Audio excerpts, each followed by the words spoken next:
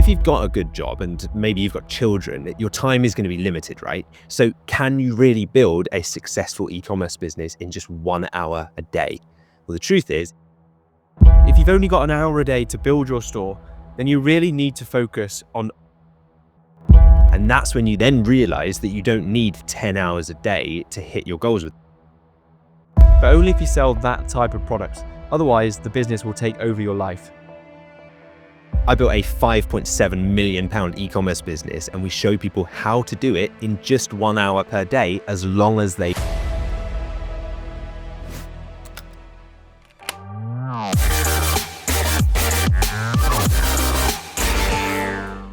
Welcome to the Dropship Unlocked podcast. I'm Lewis Smith, the founder of Dropship Unlocked, and with me is our client success coach, James Eardley. Now, when we're not recording podcast episodes or running our own e-commerce businesses, you'll find us helping aspiring entrepreneurs launch their own high-ticket dropshipping stores. So if you're ready to build your own 6 or even 7-figure online business, then head over to dropshipunlocked.com/start. Now, sit back, relax, and let's unlock your potential with the Dropship Unlocked podcast.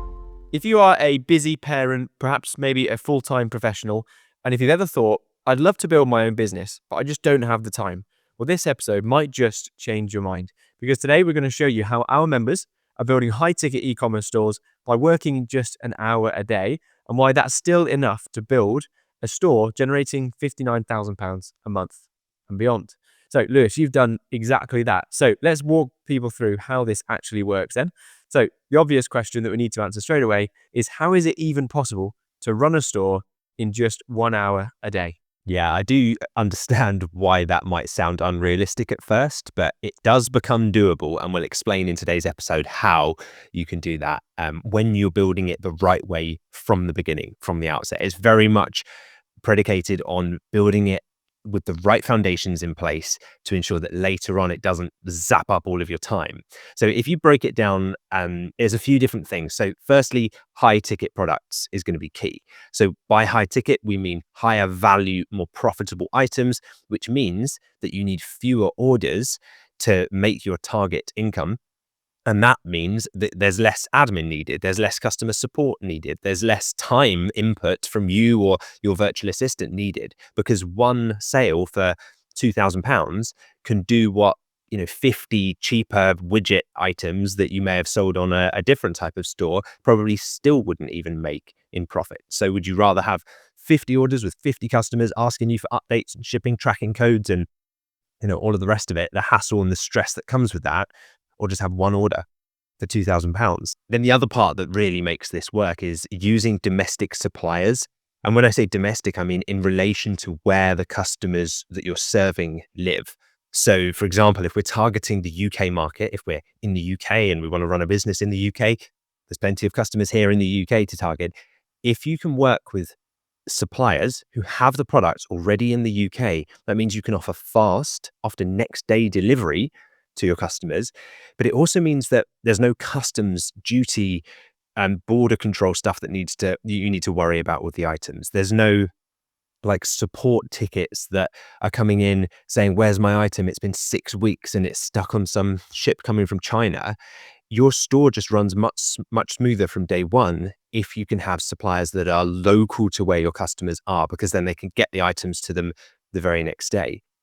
Eventually, once this business is up and running, it might not be 1 hour a day from the very beginning. And it might, if you can only put in an hour a day, then it might take you a little bit longer to get there. But we can put in place simple automations, maybe bring in a part-time virtual assistant to answer the phones for your business and help fulfill orders. Once your systems are there and in place, I mean, you're not needed for most of the day-to-day stuff. So really that hour of time input that you put in might be just paying the occasional supplier, or paying your team if you have a virtual assistant, or checking on your ads, or signing a new supplier. That's really your time input is on growing the business at that point. Exactly. It's all about leverage. And this business model has leverage built in, as long as you choose to do it the right way up front, with high ticket products, UK suppliers, and then putting in automations so it runs without you. And that's the key, really, because speaking from experience, we've tried the different type of e-commerce initially, I tried to sell very low ticket, cheap items from China and drop ship them on my Shopify store to customers in the UK. And the things that took up the time was handling unhappy customers. It was handling multiple orders because you needed to generate multiple orders when there were very low ticket sales for every individual order, and working out the logistics with an overseas supplier, also very time consuming. So we've wiped those out by using that model. And so that means now members inside the Dropship Unlocked Masterclass, as I am as well, are able to do things like the school run. And they talk about it in the community, how they're doing the school run, they're coming back to do an hour of work in between, dropping the kids off and picking them up later in the day, or they're able to do it alongside their work breaks or after they do their 9 to 5 job. For me at the moment, I can travel as well and not be constantly looking at my phone and answering customer live chats and emails, because it's a system that we build from the start. It's a machine that generates income rather than a job that you're giving yourself. And I'm currently out here in Cape Town in South Africa. For anyone who's looking at the YouTube video version, you can see the background, and that's only possible because I can travel and go to different time zones without worrying about handling the day-to-day operations of the business. So that's great once we're up and running, and that's how we build something that means it's not time intensive up and running. But what about those people that are just wanting to get started, and perhaps they've got a busy 9 to 5 job? What would you say, or what would you suggest should be the way that they approach their day if they've got lots of other commitments to actually get this business off the ground with just 1 hour a day? Yeah, it's a great question. And it's exactly what we guide people through inside Dropship Unlocked. So if you are in the position where you only have 1 hour per day to put into this, then you can focus on things that really move the needle. Like, for example, supplier outreach. That's something that you as the business owner are best positioned to do. Speaking to suppliers, signing them up, getting them on your site, and then you have their products to sell forevermore. Or it might be launching your ads. If you have that 1 hour a day and you think, if I can get a new ad campaign live, that ad campaign can then generate you sales 24 hours a day on autopilot once you've put in the time initially to set it up. It might be reviewing your numbers, diving into profitability, checking which suppliers are getting you a higher return on ad spend and where you should allocate more of your advertising spend to get more profit.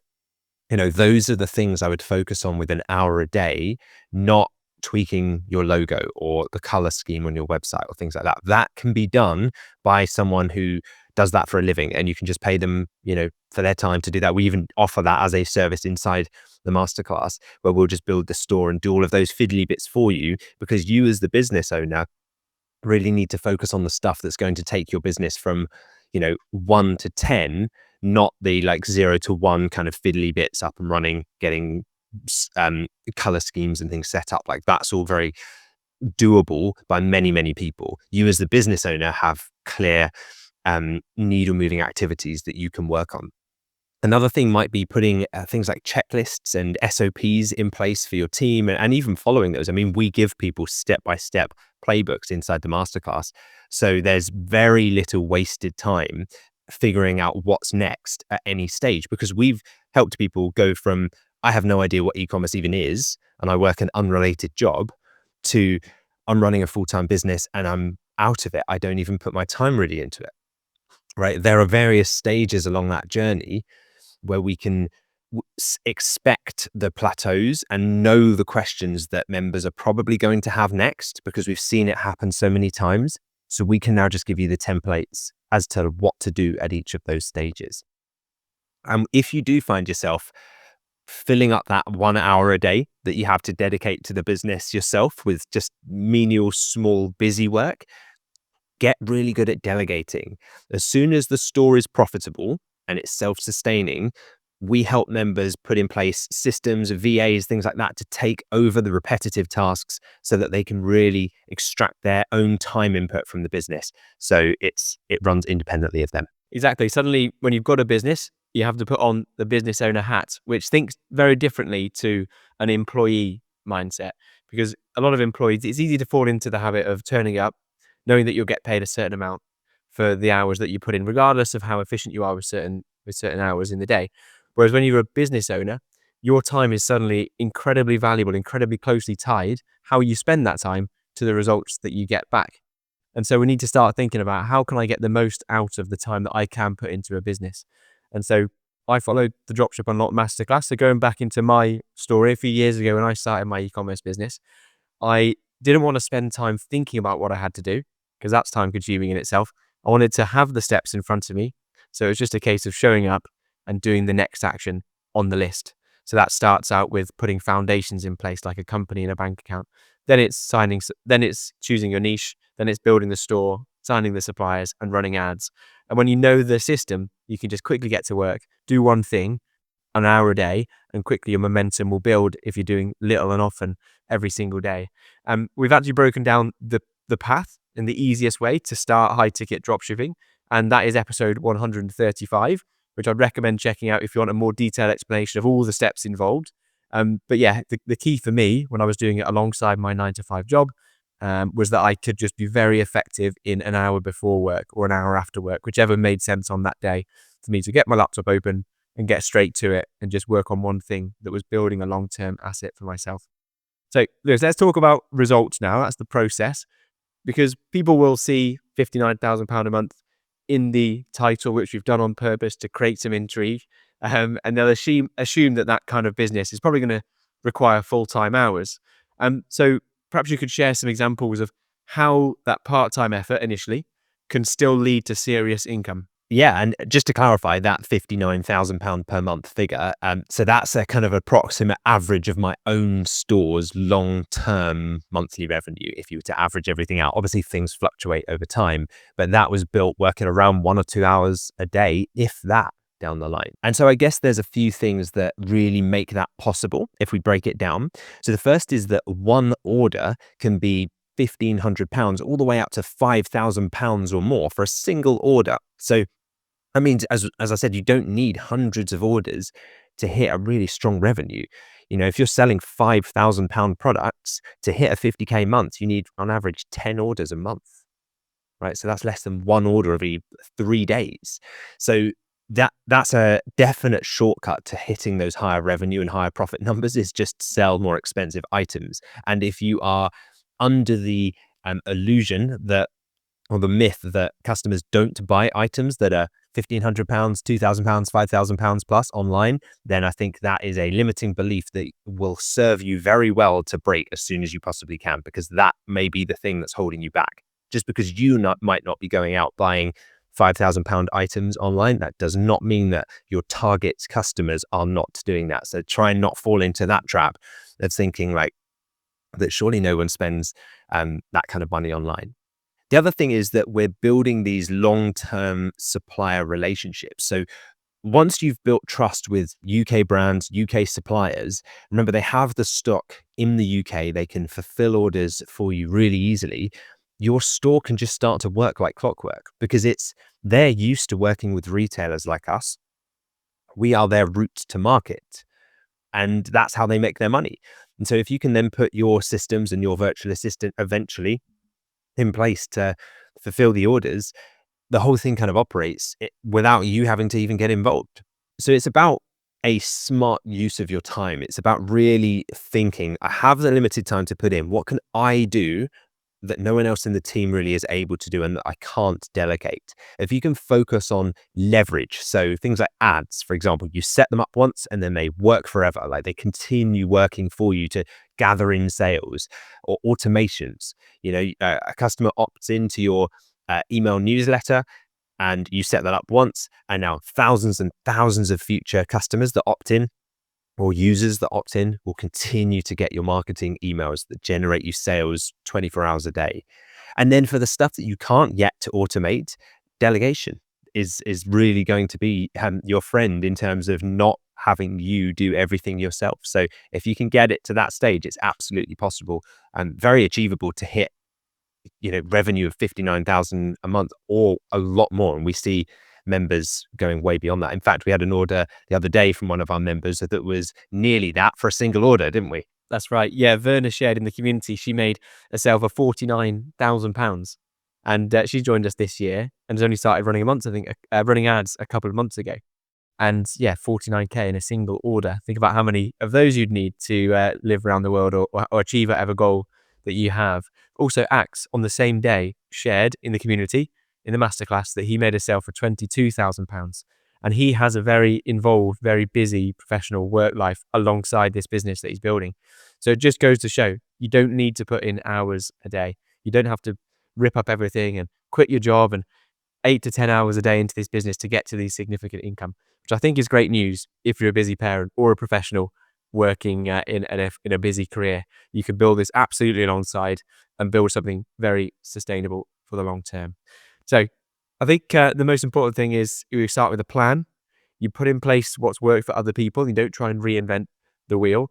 You stick to those principles of UK or domestic suppliers, wherever you're selling high ticket products, and thinking about how you can delegate and automate as soon as you've done something once. Think about how can I get that outsourced and off my plate so the business runs without my direct involvement.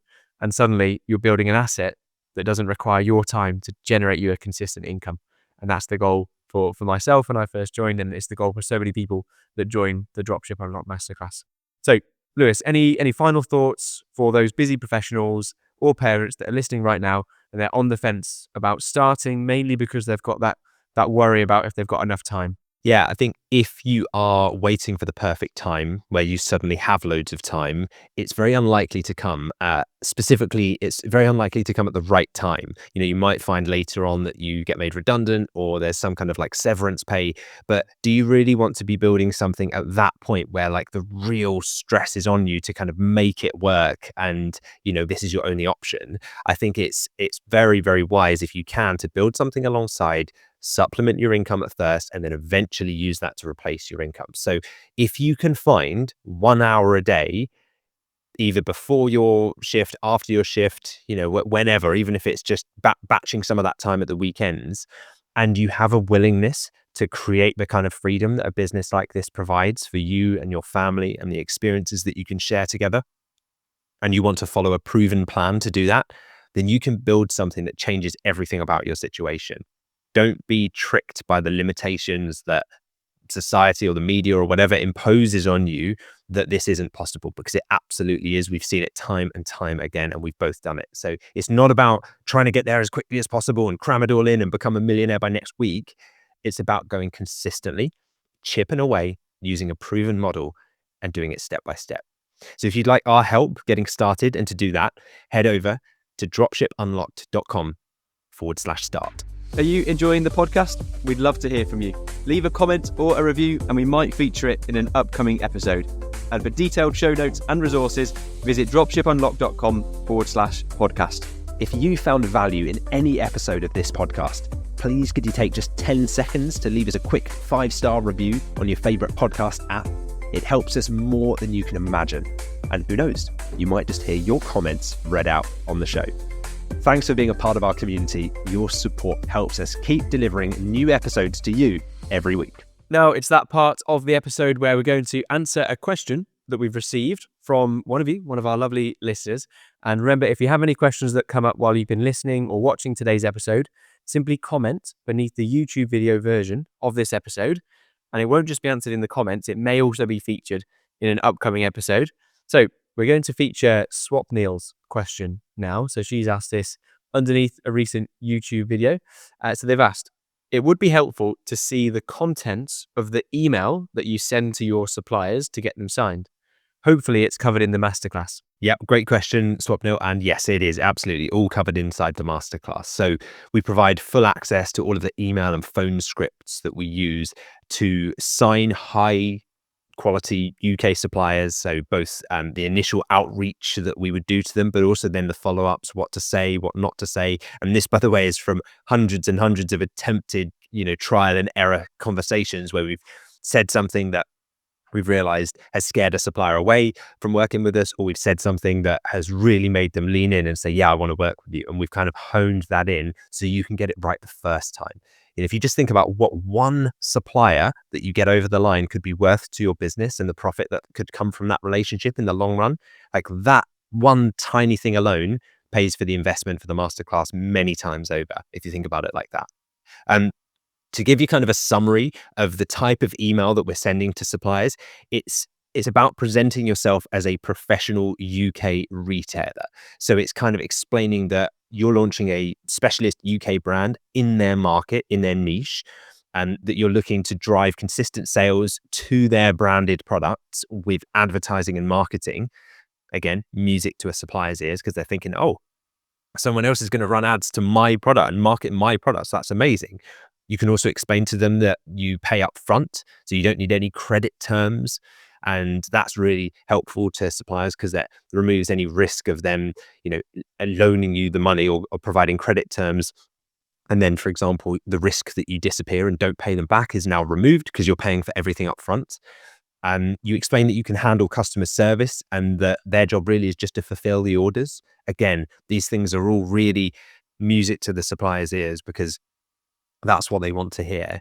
And I guess crucially, we recommend that members adapt these scripts to match their own voice and their own way of speaking and their own brand tone as well. Because if you try and read something that is just scripted and you read it verbatim, exactly as written, it probably won't work. It will come across as wooden and it won't feel authentic. So the framework that we give you, we know it works, but you've got to sound natural and make it sound like it's coming from you. So absolutely personalizing it and adapting it to fit your voice and your brand tone. Exactly. And it's a great question, perfectly timed with this episode as well, because talk about high leverage activities, reaching out to sign new suppliers, talking about those things that Lewis mentioned then in the email is going to get you really high quality suppliers. And then that leads to consistent sales over the long term. So yeah, great question. Now time to highlight a recent review that we've had for the podcast as well. So a big thank you to Mark Smith, who left a lovely YouTube comment that we wanted to feature. So Mark Smith said, awesome content. Thank you so much for your review, Mark. Really appreciate it, as always. Before we wrap up today, I'd like to ask a quick favor of you listening to this or watching this today, if you're watching us on YouTube. If you enjoyed today's episode and you got any value from it, would you take a moment to leave us a quick 5-star review?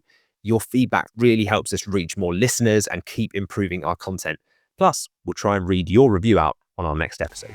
Thank you for joining us on this episode of the Dropship Unlocked podcast. We hope you are leaving with new insights and inspiration to fuel your entrepreneurial journey. To kickstart your e-commerce business, head over to dropshipunlocked.com/start. It's the perfect place to start and get access to resources that will help you build your business from the ground up. And don't forget to hit that subscribe button for more episodes packed with strategies, tips, and success stories. Plus, if you enjoyed this episode today, a 5-star review would mean the world to us, and you might even get a shout out on the next episode. Thank you for choosing to spend your time with us today. We can't wait to bring you more insights on the next episode of the Dropship Unlocked podcast.